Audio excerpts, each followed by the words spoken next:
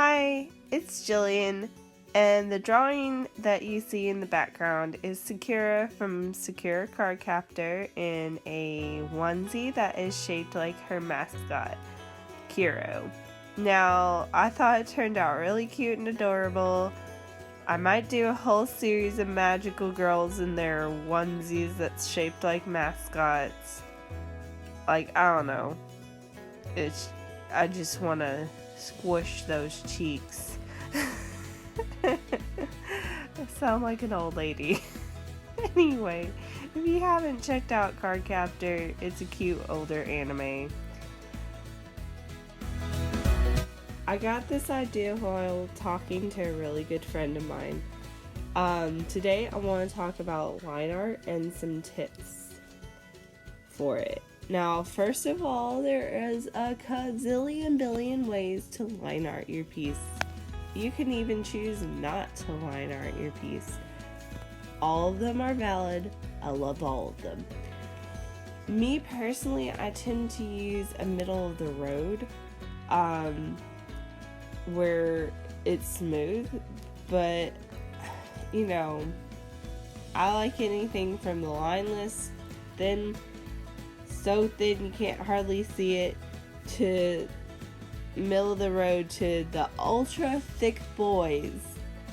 But hopefully these will help you, or at least you'll find them interesting. By the way, I'm sorry for any background noise. My cat is deciding that she wants to love on the iPad as well as me, and I don't know. This is the third or fifth time trying to record this nonsense, so I do apologize for that background noise.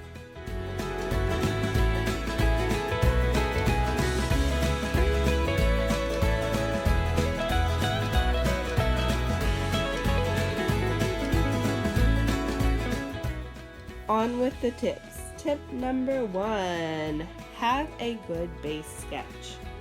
Now, with my digital work, my sketches are probably not the best examples. I tend to not care as much. They're messy. There's lines where there oughtn't to be. There needs to be lines in other spaces.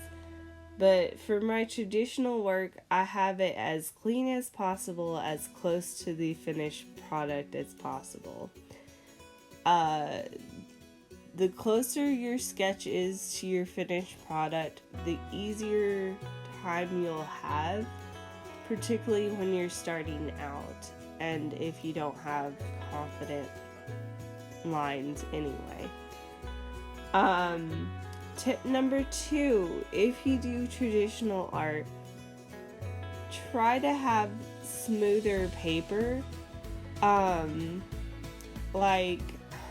I've had no luck with the natural grain paper, or where it has a lot of texture to it.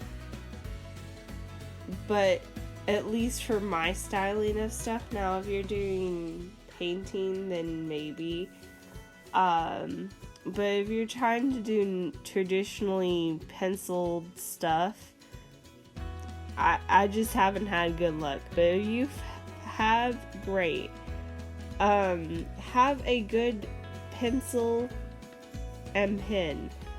I know this sounds horrible, but the Dollar Tree pens, they are great for some things, but they're not going to draw over pencil that great, most likely. Sometimes they will, you'll get a good one, but I personally, when I'm doing traditional work, when I ink it, I either ink it with my Indian ink, or I'll use a Sharpie, and it's the ultra thin Sharpie is what I usually use.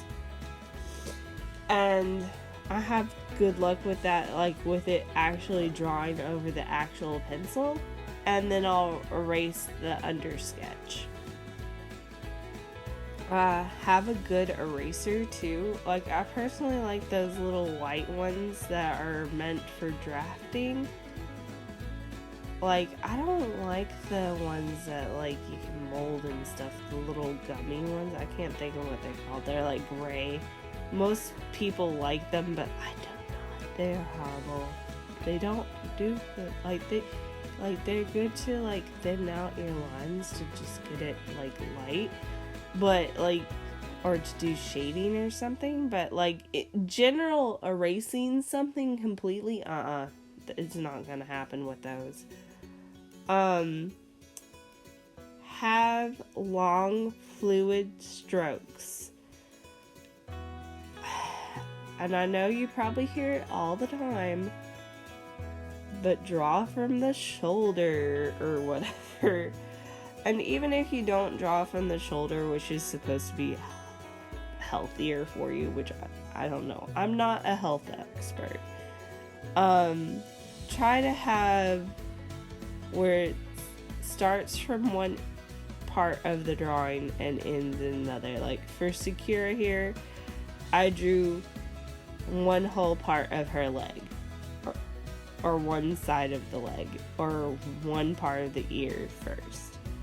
I just have better luck that way. Change the pen settings for digital work. In Procreate, which is what I use, there's like a setting in it where you can mess with it, like how long the delay is, what side you draw on, like if you're right-handed or left-handed. It'll do shaking, and you can even alter the settings in each individual brush. I imagine the same can be said for pretty much any art program. I know it can be for Photoshop. I played with Photoshop a little bit. I personally don't get it, but whatever. I don't feel like it's very user friendly, but maybe I need to try and learn it harder. I personally do the highest setting in terms of it following my exact movements as possible, and then I have it where it won't shake or jar. And I use in Procreate, it's this brush called Finest Fancy Calligraphy, I think it's what it's called. That's why I use for my line art. Every now and again I'll use something different, but that's 90% of the time that's what I use. Also, practice.